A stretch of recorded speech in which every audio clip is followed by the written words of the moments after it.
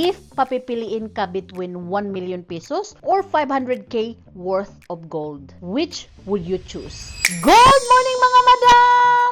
Mga Pinoy would say, syempre, 1 million pesos. Malaking pera na kasi yan today. Pero habang tumataas ang inflation at gastos, pagkain, pamasahe bills, unti-unting bumababa ang purchasing power ng cash. After a few years, baka hindi na pareho ang kayang bilhin ng 1 million. Ang 500k worth of gold today ay roughly nasa 110 to 130 grams. Depende sa current price ng per gram. Unlike cash na fix ang amount, gold moves with the global market. Historically, tumataas ang value nito lalo na kapag tumataas ang inflation at cost of living. Cash stays the same number, gold adjusts with the market. Kaya keep in mind, cash is for spending, gold is for protecting purchasing power. Habang tumataas ang expenses natin in life, mas mahalaga ang asset na kayang makasabay sa pagtaas ng presyo. Follow me for more gold talk with Madam Gold Diggers Jewelry, seller based in Canada. And if you want to invest in gold, you can check out in our website at www.thegolddigger.ca. We also offer layaway payment plan with in-house financing from 3 months hanggang 8 months. And if you want to avail the Wear Now Pay Later, you can check out via Affirm or Afterpay